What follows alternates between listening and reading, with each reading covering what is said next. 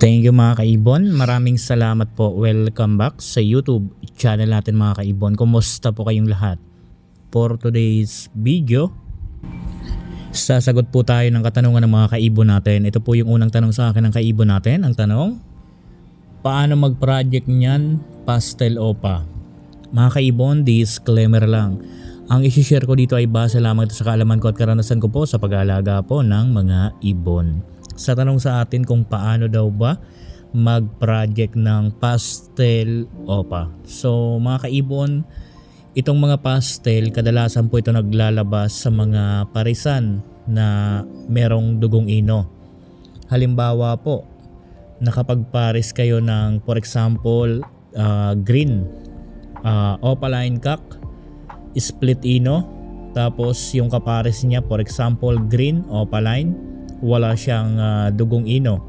So doon sa mga magiging inakay po niyan, minsan naglalabas po yan ng pastel OPA. Yan po, talagang naglalabas ang ganyang klase ng parisan ng mga pastel opaline. Kasi mga kaibon, lagi nating tatandaan, ang mga pastel, meron po yan dugong ino at galing na po yan sa mga parisan na merong dugong ino. So yan po ang unang parisan na posibleng maglabas ng pastel opaline.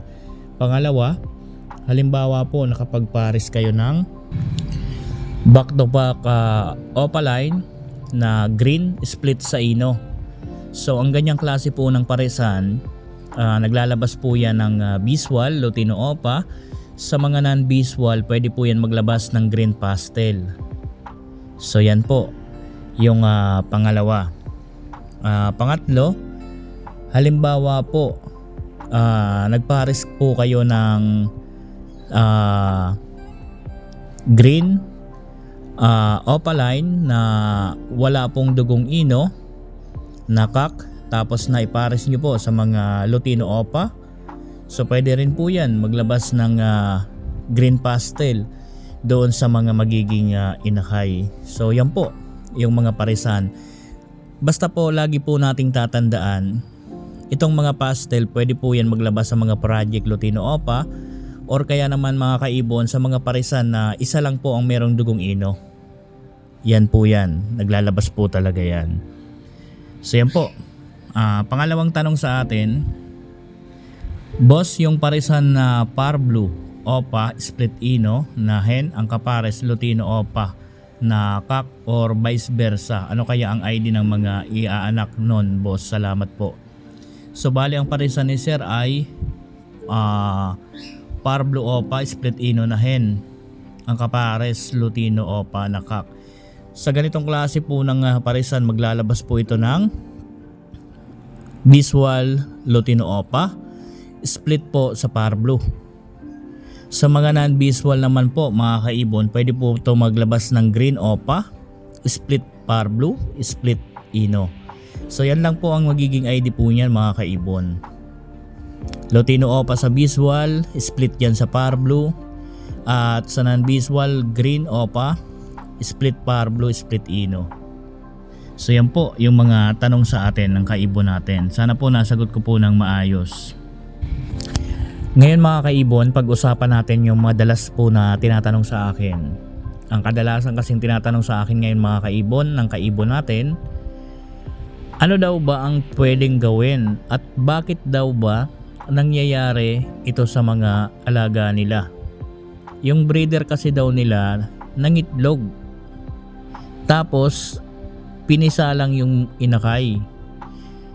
Ngayon hindi daw binuhay at ngayon hindi na nangitlog. Ano daw ba ang pwedeng gawin? So mga kaibon, medyo mahirap po ang ganito na sitwasyon. Kaya po i-share ko sa inyo yung base lang sa ginagawa ko. Meron po akong mga na-experience na po na ganyang senaryo na nangingitlog ng isang beses tapos hindi na nasusundan.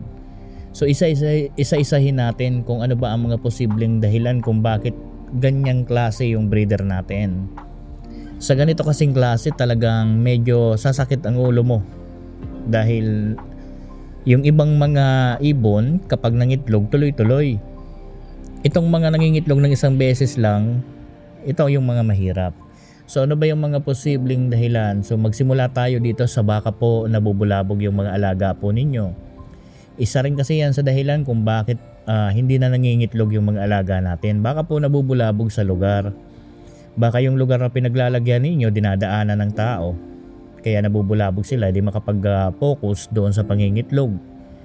Or kaya naman pangalawa, baka merong malapit na aso dyan. Kapag meron kasing kahol na aso, hindi yan nakakapag-concentrate dahil takot po ang alaga natin dyan. Kaya kung meron man, pakialis na lang po or pakilipat ng mga alaga po ninyong ibon.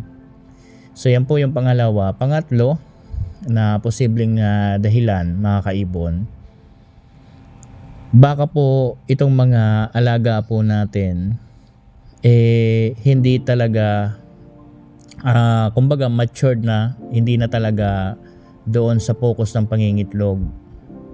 Kaya tingnan niyo mabuti kung matured na ba yan. Pero kung hindi pa naman, meron pang ibang dahilan yan kung bakit hindi nangingitlog. So kung hindi naman yan nabubulabog, hindi naman, wala namang aso, okay naman yung pinaglalagyan, ito na po ang dapat ninyong gawin dyan. Hulihin nyo po yung mga alaga po ninyo. Kapain po yan kung payat ba yan or mataba. Kasi alam nyo mga kaibon, isa sa number 1 na hindi nag-iitlog ang alaga natin dahil wala sa kondisyon ng katawan, mga payat. So dapat hulihin mo yan, kapain mo. So kapag payat po yan, ang dapat natin gawin dyan, ikondisyon yung katawan, purgahin, tapos yon, kondisyon ng katawan.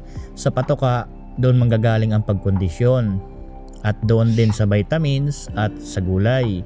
Sa patoka, unang-una, African mix. Dagdagan nyo ng sunflower seeds. Dagdagan niyo ng canary. Mataas kasi ang protein niyan, kaya mabilis na lumubo ang katawan niyan.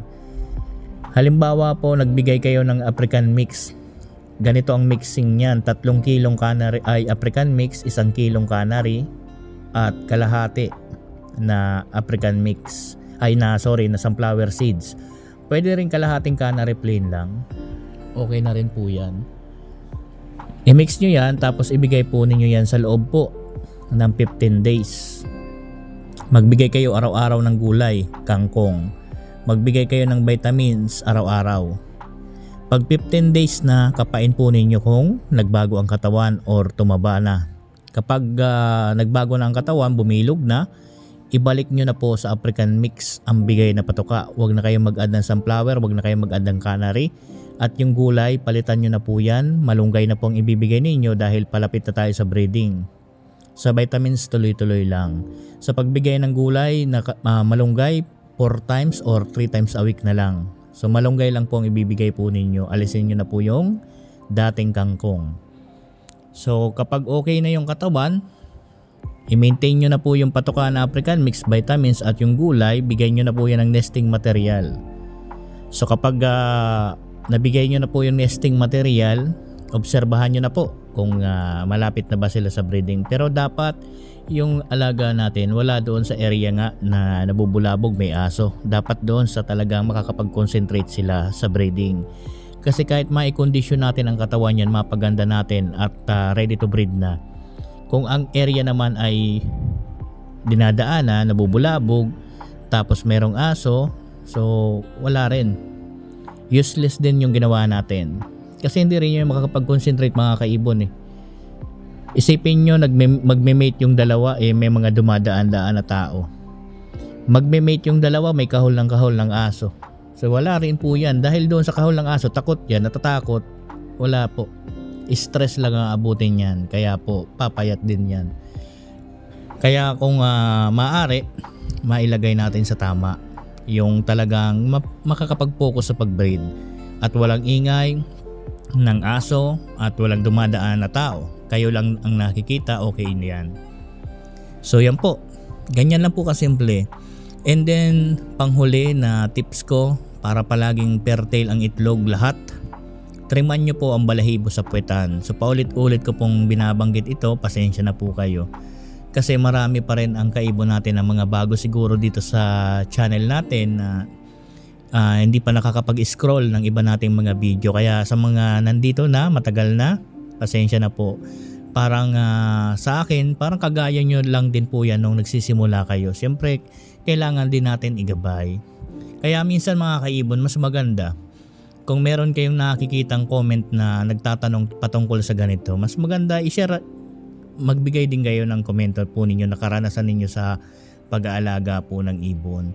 Para at least masagot na mga kaibon, kasi alam nyo, nagtatrabaho rin po ako mga kaibon, naghahanap buhay din po ako. Hindi rin lang tayo nakapokus po rito. Pero never kong pinapabayaan po ang channel natin kasi gusto ko pong makatulong sa mga taong gustong magsimula at matutong mag-alaga. So mga kaibon, maraming salamat po. Happy birthday po sa ating lahat. God bless po sa ating lahat mga kaibon. Thank you po.